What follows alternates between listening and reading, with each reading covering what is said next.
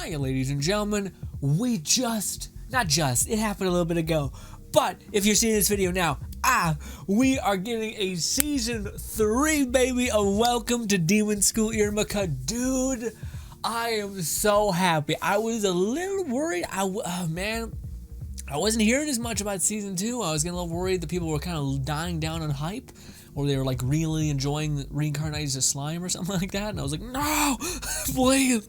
Yeah, before I even watched season 2, I knew I want more of it. Just more and more and more, baby. Anyways, if you guys did not hear the news, I believe the company that makes Welcome to Demon School Iruma-kun has officially announced that they are working on season 3. Yes, on the 11th of September on a website and a Twitter post. Boom, boom, boom. Just a few hours after airing the last episode of season 2. So as soon as season 2 episode ended, we're getting more, baby.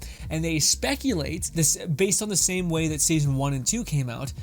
That we will probably get season 3 of Welcome to Demon School Iruma-kun released around July 2022. So next year, around July, we're going to be getting 24 episodes again. Now, please, my dude, let me talk your ear off about season 2 because I just finished watching it. That's what I do. After I finish watching a series, I gotta go check. Do we get more? Is it in the hell of anime sequels? Gah. But no, man, if you guys have not watched season 1 of Welcome to Demon School Iruma-kun, dude, please do me a favor and watch it. It is the most wholesome thing ever. Also, maybe possibly if you happen to watch certain kind of like Soul Eater, or maybe like a Vampire plus Rosary or something like that, it kind of has that aesthetic, but it has like the goofy fun charm of like just, it's so charming, this show, dude. It is so fun. It's also a very good show that subverts expectations in a really cool way. I would highly advise watching it. Alas, go watch our previous season 1 and like hype breakdown love fest, but this is gonna be season 2 love fest. Let's get right into it. Oh my god, dude, season 2, well, first of all, season 1 ended on a very interesting cliffhanger, showing us a corrupted or like negative or inverse version of Iruma-kun with like purple hair.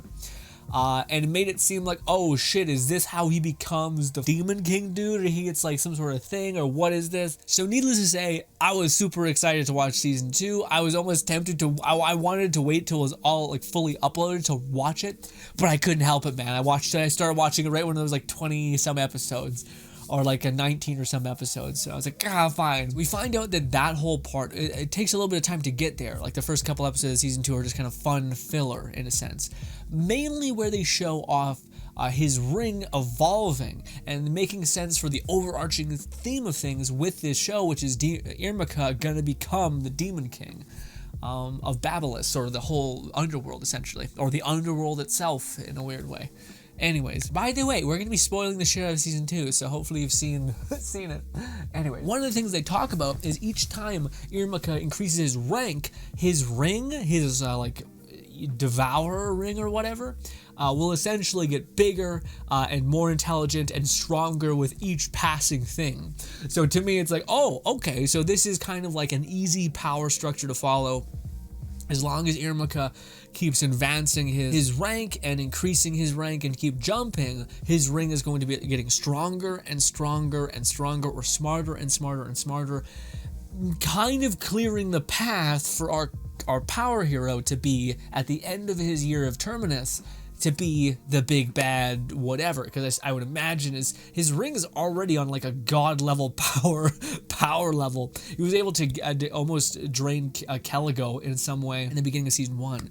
Anyways, and Caligo is level 8. But anyways, his like little cloud like Sir Man is kind of, I'm not sure if I like him. I kind of like love him and hate him because he's kind of an asshole. He's kind of like a manipulator, but also kind of like, it seems like he doesn't have this full breadth of intelligence, so he's kind of rocking with like a little fewer thoughts. Anyways, but basically that's something that Iruma-kun has. So Iruma-kun now has the ability to kind of like talk to, only him though can see this kind of weird shadow monster and talk to this weird shadow monster. but it allows him to kind of like do magic and kind of teach him. So it seems like, again, as he progresses and gets stronger, the thing is going to get more knowledge about whatever the hell it wants, and then teach him it potentially to Iruma. So that is amazing. The series starts off swinging, which was awesome because we just kind of got at the last season this weird arc where it was like an idol, whatever, dem doll thing. Not a fan. It was kind of boring, at least to me. But then it peaked back up again and like gave something that I was desiring heavily for the series, which is this going to be one of those series where Iruma-kun is just kind of awarded by people around him the crown? Or is this going to be one of the things where he grows and becomes the feared, beloved healer of the underworld, as the prophecy kind of talks about? And I'm happy to say it seems like it's going that route, especially in season 3, which seems very, very cool. But we're on season 2. So after he gets his ring and powers up a lot, which is awesome. Again, I loved it. This is to me where like the series was feeling super, super good. And then just to kind of like, I think this happens like in like 10 episodes, but it feels like kind of quick. The now conscious ring or devourer ring gives Iruma an evil cycle because he's curious about how that would affect or be. Now this is where the series kind of gets interesting. I think it starts off really strong. And to me, I almost wish he could just flip it on and off. Anyways, but yeah, Iruma-kun in his demon cycle is now this like super suave, overconfident, overreaching to some extent person, but like the things ingrained in like the principles, ideals, I think is what he calls them. His ideals are still like at a bedrock, foundational to who he is, which is to help when possible, to lift others up and to show others their potential. I think that is what his ideals in a weird way are, or at least that's a part of what they are when he's in his demon form. Because dude, he starts killing it. He starts fucking running around like barking orders, but also to me it's like, shit, is this what Iruma-kun is going to become, or is this what he's going to learn to grow into? Because he starts becoming like essentially the Demon King in this instance, where he's like, he has his like concubine, like people who can like help him and like give him information, and all of them like love it. Like they love working for him because he kind of builds them up and makes them feel like they can take on the whole world. But then there's like super cringy moments where I'm like, ew, just don't. Where like he gets Clara to come and like sit on his lap for no reason, and it's just like, I don't like this. Where's our boy? Where's our good boy? And still we got this fucking gross Chad motherfucker. But it's also so cute because like one of the things I didn't know where the series was gonna go, and I'm still a little bit worried about that. I want to talk to you guys about it big time. But it's Clara and the student council president kind of love triangle. We'll talk about that in a minute, but I'm happy to say that it does progress in a weird way, both. So yeah, I'm worried they're gonna fucking put Clara in the sister fucking childhood friend bullshit category. I don't like it. I like it, I don't want it. But yeah, to make a long story short, which I probably shouldn't because it's so cool, but like, again, Iruma-kun goes through his evil cycle, but doesn't lose out on any of the things that define him. At best, he just kind of becomes way more driven by ambition, way more confident, and way more demanding of others.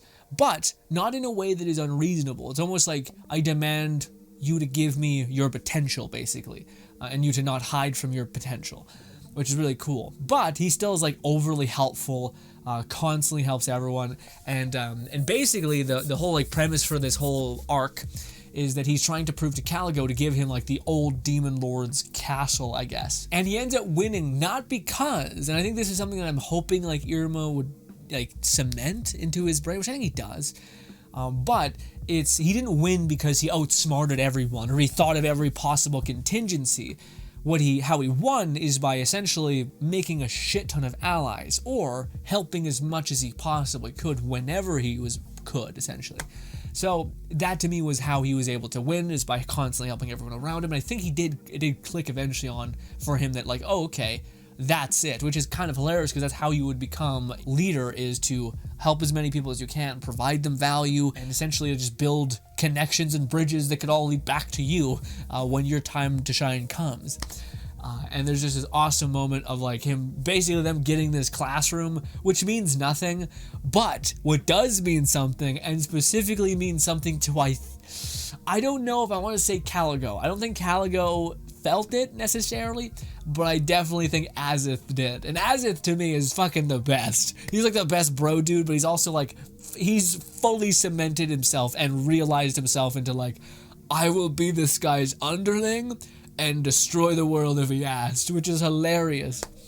But what do you call it, Azith, one of the best parts about the whole thing is that when Iruma sits down on the throne in a weird way, and Azith's like, whole world ignites, like, I'm gonna be like the underling of the fucking guy, the guy at the top, and I think that's the moment where I think Azith truly settles into like, no, my ambition is to support you in any way possible. Anyways, so that's a fantastic arc, and also he kind of gets the respect and like the leader. I'm not even sure if I'd say leader, because I feel like that's the pretext or underlying tone of the show. Is that it's not about necessarily like someone being the strongest or the most powerful or the most ferocious.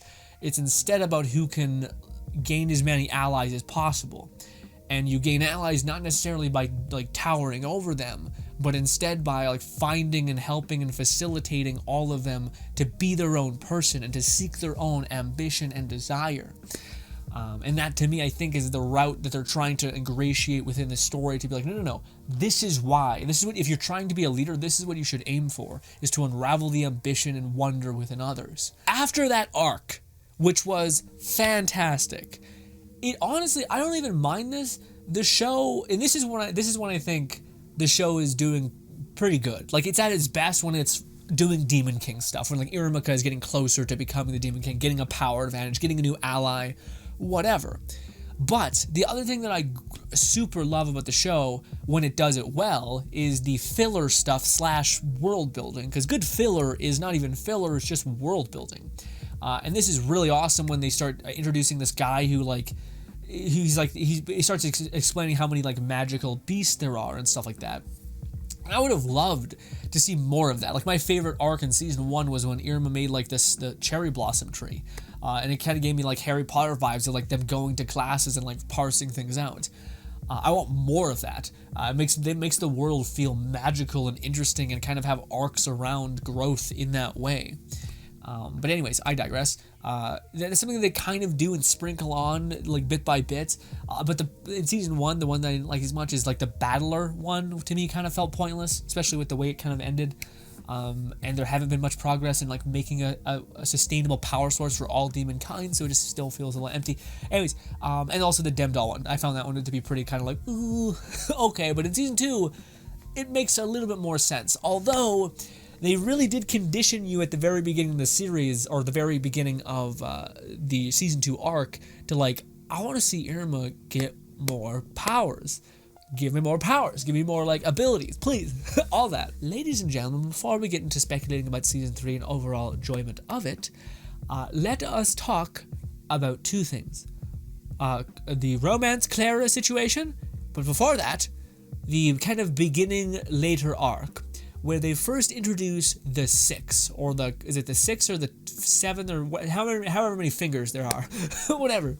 Like, the people that want to, like, reestablish chaos into the underworld and like introduce the underworld into its old ways. I'm just curious about the last, like the person saying, "Don't mess with my little brother." Was she just covering for him? I don't feel like they would do that. I don't think they would say specifically those words. So then it begs the question, who is this lady and why is she their brother, or like little brother? By definition, wouldn't that weirdly mean that Sullivan or Sullivan's son had a kid and that is Sullivan's kid or something? I don't know, man. It seems complex, complicated. But yeah, no, I'm kind of lost in that regard. I wonder where they're going to take that. Was it just like her being nice and like seeing him as a brotherly figure, even though there's no reason to? I feel like she's got to be connected to one of the people. The only one that kind of comes to mind is that Gramps kind of has like the white hair, but that could just be because he's old. Or what's the teacher who can the teacher who's like terrifying, has like a monster mouth and monster limbs. It could be his kid or sister or something, and then therefore because she's spending so much time with him, she associates him as like a little brother. I don't know. It's weird. Thought I'd mention it. I wonder how that's gonna pan out. I will say though, that to me did feel pretty shitty, but also kind of cool. It does a lot of things right, and then some things that I wish it would have done differently, where they kind of, in my opinion, they waste Iruma-kun being angry. So everything around him is going to shit. He kind of starts to see the worst parts of demonkind, where like normally he's like, they're the same as human beings, they're flawed and lovely, but the one thing that is different is that they follow and seek their ambition first and foremost. Their ambition, their desire, whatever. And he sees that when like a bunch of adults refuse to save a bunch of children. And it's kind of a thing where I don't think they really sit with it for too long, probably because it's kind of uncomfortable. But even Azith and all of his loved ones, Clara, I think, well, maybe not, Clara's not there, but there's just a bunch of people there around him who don't care, who are like, yeah, we'll just, everyone leaves. And were like the teachers even like, well, maybe we should save them. It was literally just Iruma being like, fuck it, no, we're going to go save them. And to me, I'm like, like that's kind of dark. Like a bunch of demons were like, gonna let a bunch of fucking demon kids die. Shit. Like, what? Seems a little much. And then Iruma-kun finally like realizes that he's not feeling like annoyed or frustrated. He's feeling pissed. He's feeling angry. And for the first time in his entire life, he felt anger, which just goes to show you how fucking sweet as hell Iruma is, who never, like, with his shitty parents and horrible life, the only time that he can feel anger is when people like refuse to help the weak, essentially. So then, yeah, Iruma-kun's angry, and because he feels this way, he has to do something. He has to go save people or help or do anything. So then he does. And then in doing so, he like makes everyone around him realize that like, oh shit, I didn't even recognize this person that means so much to me was upset, and then they go to do the right thing, and I think they all feel better for it, and like they feel like this is a proper course of action, which I could see being like a leader determining factor for Iruma. Like, let's follow him because whatever path we go down, it feels like the right one if it's his path. But I don't know, man. I can't like shake the feeling. I feel like they wasted the angry Iruma-kun, essentially, because they kind of boil his thing down to, oh, by a consequence of my actions, the people around me are getting hurt, therefore I shouldn't run into danger because the people I love the most in the world could die or get harmed. Which I get, but I wish they wouldn't have like thrown away the fact that Iruma-kun was angry and what that looks like. But I guess angry Iruma-kun is just someone who just charges forward and tries to help, and then learns the lesson of like, okay, I don't know what the lesson he really learns is, to be honest. What he does learn, and they say this explicitly, is that he wants to be a person that stands by his ideals. Which is funny because when he was talking to the president at the beginning of season 1 or something, I remember him talking about her saying like, your ideals are not the same as your ambition. Your ambition is something that you strive for, a goal that's attainable, that you want, and that you're willing to trade something for, time, effort, whatever. Your ideals are things that you strive to, like, ways you wish to live and ways you wish to define yourself. And then I think Iruma-kun weirdly finds a way to merge both, because it seems like his ideal is to keep laughing with everybody, but I think somewhere along the line his ideals become his ambition. So he wants his ambition is to hold true to his ideals. If that's not complicated, then wow. but basically, to be someone who has fun with his friends, that takes care of people, that saves people, that creates a fun world, essentially. And that's, I think, the one thing that he describes. He wants to keep having fun with his friends, essentially. And that kind of becomes his thing. I don't know if this kind of means what I think it might mean, but I don't know. I was really thinking when I kept seeing this that Iruma-kun was going to have to like take it on the chin that he is not powerful enough or strong enough to seek his ambition or hold his ideals, which I think he kind of does talk about.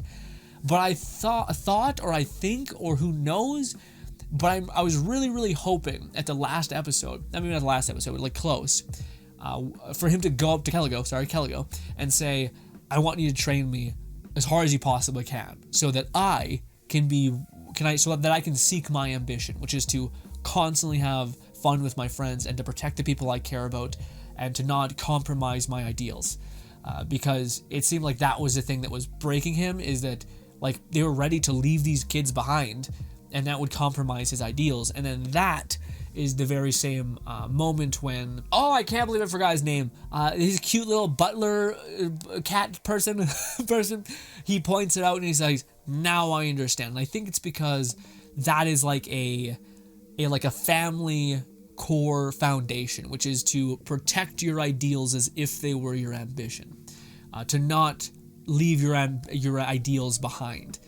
And to me, that is what defines you. And honestly, I think that's true for life. If you want to be a kind person or a loyal person, and then you decide to lash out and be evil, or to lash out and like cheat on your partner or something like that, that directly contrasts and should break down who you define yourself to be as the self, as the person. So if you're not your ideals of what you strive to be every day, then sure as shit you should find ones that you do, and then hold yourself crazily to those standards. At least that's what I think. I think that's what the kind of undertone to the series is supposed to be as well, is the reason why Sullivan chose him is because he possesses the same mind and the same ideals, or the same ambition to keep ideals as the family line, essentially. Which to me, I really want there to be a moment where Iruma, and I think they may have done it with the ring of Solomon. I wonder if by a proxy or by a adoption that Iruma will get whatever Sullivan's bloodline ability is. And I don't know what it would be, but I think it'd be really cool, because if that is true, if Sullivan chose him because he was the closest thing to following their family path as possible, then I think that's the thing. And the last thing, we have two more things to talk about. Because we're here, what's the deal with Iruma being the Demon King? So we got a big payload of information at the last episode, where finally Iruma not only has the prophecy of how the Demon King will come into being, which is cool, but he also talks to Sullivan about why he's not the Demon King despite him being the strongest. And then they go above that, and then you find out that Sullivan actually was like the right-hand man of the original OG Demon King. And then you find out that the OG Demon King, basically the Demon King in general, can craft the entirety of the world, can like reshape the fabric of reality in a weird way. And it seems like he sees the same things, the same perception. Maybe that was what that's what Opera seen in Iruma, is that he's holding himself to these ideals, and he's holding himself to the ideals of having fun with his friends so solely that he's willing to like go through pain, almost risk his life, just to keep those safe and true. So maybe that's why Opera was like, oh, no, I get it. I know why you chose him to be the Demon King, I thought it may have been him saying, I chose you to be a part of the family. But maybe Opera was like, no, I know your plan.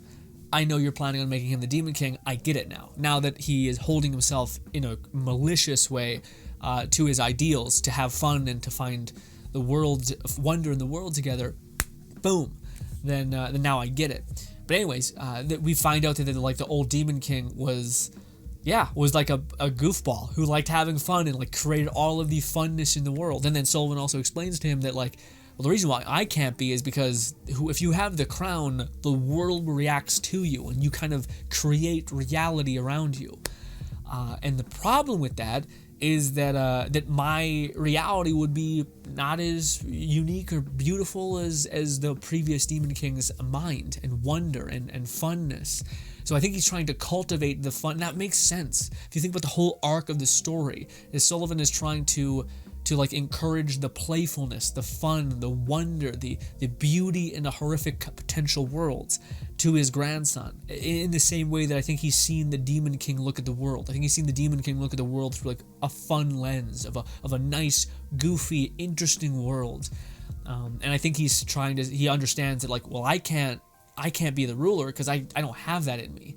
But this boy in this horrible world who went through the worst shit imaginable because of his parents, because of people, because of all of these things, and he still stayed true. He still sees the brighter side. He still does not give in to despair. He still finds the wonder and the fun into the world. That's the kid. That's the kid we're gonna bet on. And then he even tells him, he tells Iruma, I would support you with all that I had for you to be the new king. And just to be like, like, what? And then Iruma's like, what are you talking about? But, and then Iruma now is in the process of, like, thinking about, well, what would I change the world? Or how would I change the world? And I think we know how he would change the world. We know that he would heal all demonkind and, like, basically fix the power scaling system altogether. Maybe abolish the power system altogether, or just make it so that the people at the bottom aren't getting trampled, and that everyone has a place in this world. And yeah, I think that could be a part of it, which could be really, really cool for the future of the series. But ladies and gentlemen, this is why I am so excited for season 3. And I'm sure that's why you're excited for season 3 too. The whole season 2 was awesome, but I felt like I wanted Iruma to have more power. I wanted him to have more strength. I wanted him to finally start showing that no. Like, as much as I realize, like, a part of me being the Demon King is, like, making relationships, forming friendships, building up others, I want him to get his own power, his own strength, his own, like, confidence in, like, the same thing that he had in his evil cycle, except maybe tailored back, but certain of what he could reach for, essentially. I want him to get a power-up, basically. And that is essentially what all of season 3 is going to be, because in year 2 of Terminus, which is their high school thing, year 2 is when they finally start getting access to offensive abilities, which is going to be so sick. So now they're going to start actually being able to cast spells, destruction spells, and etc. And I really, really hope that he learns from Caligo, because I think that would just be so poetic. And I really hope that he, like, goes to Caligo and says, train me until I'm almost dead, like, just because I need to be able to hold my ambition, and I don't think my grandpa or Opera would push me to the level in which I need to be in order to get to this point, or something like that. I would love that, but who knows? Regardless, we know that he is going to have, like, a bow in a weird way, like archery, a bow, sure, okay, why not? But we also see that, like, Asmodeus basically gets a power up too, gets, like, fire, and then Clara, dude. Clara, looking cute as hell with, like, chaos. Like, she looks like the god of games. she's got a bunch of, like, pieces and stuff, like dice and, like, candy. Ladies and gentlemen, as much as I love this show, as much as I love, Iruma, his Gramps, Opera, Asmodeus, as much as I love all these people, ladies and gentlemen, the person that I love the most in this series is easily Clara. Now let's talk about this, and then I will leave you, okay? Oh my god, dude, Clara is just so goofy, charming, a weirdo, a freak, but fucking rad in so many ways. I fucking love Clara to bits, baby. She's so cool. She's also just, like, a fun character, like, just a really fun character. And there's moments where, like, again, she's just relentlessly optimistic, and it's I don't know how to describe it. Like, you'd have to watch the show to understand why she is so damn charming, and just upbeat and happy and, like, goofy and playful and all these things. These are just what I value in people. But she's also, like, she's, like, honest, like, really honest. And we got a bunch of peek behind the curtains, and I was really like, don't do this to me. Don't fucking do this to me, designers, or, like, developers, or whatever you want to call it. Studio producers, whatever, animators. Don't do this to me. Do not let her get passed by the fucking president, okay? I'm so mad. I'm so mad. They make you like the president too, because she's kind of like a weirdo. She's kind of like an overthinking, imaginative person, which I can relate to a little bit. But what do you call it, dude? I love the scene where they were, like, talking about, like, oh, how do you feel about them? Because they're having, like, a girls' party or something. And it's Clara, the succubus lady, the pop idol, and then the president. And Clara, with no chill factor, is just like, yeah, I love everybody. And then you're kind of like, no, don't do this, because they're basically saying like, oh, Clara's just a love bug, just sees the wonder in the world, sees the awesome in everybody. And then, thank God, the succubus lady is like, but what if you like married Iruma? Like, who do you like the most? And they basically hint at, and then boom, our girl just gets beat red and starts thinking about like a marriage situation and does not hate it. In fact, she says, I'm all in, baby. I would love to do it. I think it'd be great. It'd be fantastic. And this is why I'm like, see, this is it. This is it. Full commitment, baby, bang. And then you got the president over here being like engagement shit. Fucking love it. Clara, get after it. Clara's just like, nah, bitch, I'm getting married immediately. Boom. To him. Bang, bang, bang. You're gonna be the second wife. Okay. Even though Clara always role plays as the like, you're cheating on my husband, weird fucking concubine, whatever it's called, other women. I think that's kind of what they're hinting at, because of like, they've made it explicitly points to where Clara is like clearly interested. And yeah, I think they're like, there was clearly a moment where Irma was like flustered by the proposition of that, of him being in a boyfriend of Clara, you know. So it's like, I feel like there's weirdly more there than the president, at least for Iruma recognizing that. Although there is that whole date that they did on the last episode. But anyways, yeah, I don't know, man. To me, like, I love the scene where like she just full sent it, like where what's her name did that. But I am worried that they're putting her down into like, well, she's like a sister figure, you know, she's like a big sister who kind of like takes care of you or something like that. I'm hoping that they're trying to go for like the maternal angle, like the motherly kind of wonderful wife kind of situation, which is very much what her mom looks like. Anyways, I'm very much hoping that that's the way it goes. I'm really hoping. I'm Team Clara. Although they do a good job of making it like club president or whatever, like student council president. They do a good job of like, see, she's endearing too, and here's these moments of like her trying her best. And I very much think if it's not gonna be Clara, I think it's gonna be both. Because that's kind of the nature of the Demon King, is to be like, I am the all-conqueror, and it's a weird thing. But also, this is the thing that, like, I feel like if anyone's watched the show, it makes sense, because Iruma is just like very wholesome and very much just like a good boy, just trying to do his best and doesn't even pick up on any of those signals. So to me, it would make sense that that's the idea. And also, they kind of hinted with Clara about her being like the other woman weird archetype. So yeah, or like cheating on my wife. I'm coming home and you're cheating on my wife, and then her and Azith were playing again, and that weird thing. That could be what they're kind of hinting at. Is there like a weird Demon King harem-like ending or whatever? As weird as that might be. I think that would be hilarious and quite fun. I just really hope that Clara does not come out not on top, because I am Team Clara.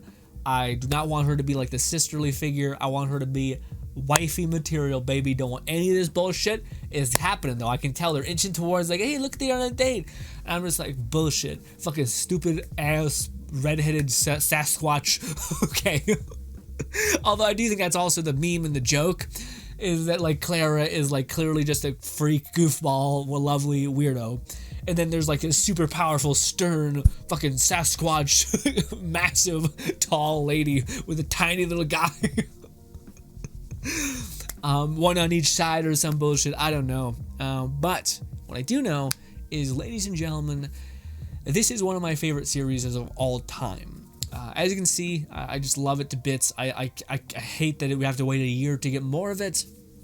If you have not watched it, it is, to me, one of the most feel-good shows ever. I can't watch it without feeling happy, without feeling like super inspired imaginatively wise. I love the characters. I like the wholesomeness of it. I like the messages in the show deeply as well. Like one of the most iconic things was the Iruma basically says, giving into despair doesn't change anything. You have to move forward. So pick yourself up and try to find a solution. That's it. You can't change the fact, if you're in a shitty place, then doing nothing will only be in a shitty place as well. Like, it'll just help the problem. So the messages behind it are awesome. And the idea of like finding the wonder in others and building them up, but also finding an ambition and ideals to live by, are both really, really important. I think purpose, ideals, and ambition are the three things that if you ever find yourself in a really bad place, make sure you have all three, and I don't think you'll be there for that much longer. But if you're missing one, then I think that's a big problem. But anyways, ladies and gentlemen, can't wait. Hopefully we can watch more. Hopefully the uploads of like OVAs to hold us over. If not, then and hopefully they just keep pumping these out, baby. If we can get like, I want to get Max the fuck out. I want to see dear Iruma-kun king, baby. Give his ass a crown, but also take your time, like, you know, like make 5 seasons, maybe like 6 seasons, maybe like 10 seasons. This is one of those shows where it's just fun, the world building, the characters. If they just did that, dude, I would be coasting. I'd be so happy. Especially the world building. That's my favorite when they do that. Well, not when they do like dem doll shit. That's boring. It's like fucking annoying, actually. But when they do like, here's us having like a magic class. Now everyone gets their own iconic plant. Like that's awesome. Or here's these scenes of like Iruma-kun going on a date with Clara. That's what I want. That's what I want. Give it to me. Anyways, ladies and gentlemen, thank you for listening to me ramble. Hopefully, you enjoyed the discussion. Again, please tell me know in the comments how you feel. Also, side thing, we stream every single day on YouTube. So we stream every day, sorry. We stream every day. On weekdays, it's YouTube. On the weekends, it's Twitch. It's at 5 p.m. every single day, except for Monday and Wednesday. Sorry, not every day. Closed. Anyway, thank you so much for your time. Hope you guys do enjoy the rest of your day. Let me know what anime I should check out that's similar to wholesome creativity that is even near Welcome to Demon School Iruma-kun, and I'll give it a watch. Thank you again, and goodbye.